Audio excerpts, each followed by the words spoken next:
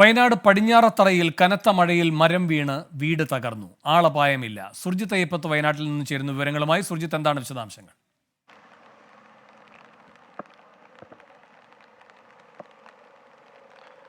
വേണു, വയനാട്ടിൽ കാര്യമായ മഴയില്ല. മറ്റ് ജില്ലകളെ അപേക്ഷിച്ച് മഴ വലിയ രീതിയിൽ കുറവ് തന്നെയാണുള്ളത്. പക്ഷേ ഉച്ചയ്ക്ക് ശേഷമാണ് ഇവിടുത്തെ കാലാവസ്ഥ മാറുന്നത്. ഇപ്പോൾ ഞാൻ നിൽക്കുന്ന സ്ഥലം എന്ന് പറയുന്നത് പുൽപ്പള്ളിയാണ്. സംസ്ഥാനത്ത് തന്നെ ഏറ്റവും മഴ കുറവുള്ള പ്രദേശമാണ് ഈ പുൽപ്പള്ളിയും അതോടൊപ്പം തന്നെ മുള്ളംകൊല്ലിയും ഉൾപ്പെടെയുള്ള പ്രദേശങ്ങൾ.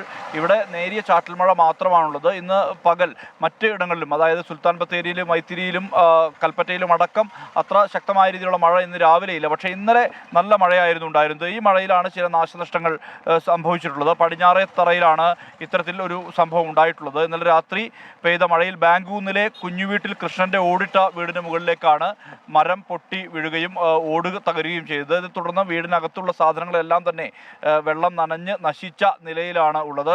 2 വർഷം മുമ്പ് ഇവർ മറ്റൊരു സമാനമായ രീതിയിൽ തന്നെ അപകട ഭീഷണിയായ വീട്ടിൽ നിന്ന് മറ്റൊരു വീട്ടിലേക്ക് മാറുന്ന ഒരു സ്ഥിതിയാണ് ഉണ്ടായത്.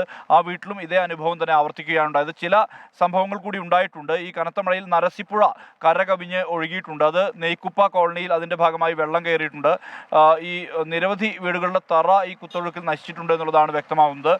പരിസര പ്രദേശങ്ങളിൽ താമസിക്കുന്ന 36ഓളം കുടുംബങ്ങൾക്ക് ഭീഷണി നിലവിൽ ഉണ്ട് എന്നുള്ളതാണ് വ്യക്തമാകുന്ന കാര്യം. അതോടൊപ്പം തന്നെ ഈ ശക്തമായ മഴയിൽ വൻ മരം കടപുഴകി വീണ് ഗതാഗതം സ്തംഭിക്കുന്ന അവസ്ഥ ഉണ്ടായിട്ടുണ്ട്. അത് മരിയനാട് വളാഞ്ചേരി കോളേർ റൂട്ടിലാണ് ഇന്ന് രാവിലെ ഗതാഗതം തടസ്സപ്പെടുന്ന സ്ഥിതി ഉണ്ടായിട്ടുള്ളത്.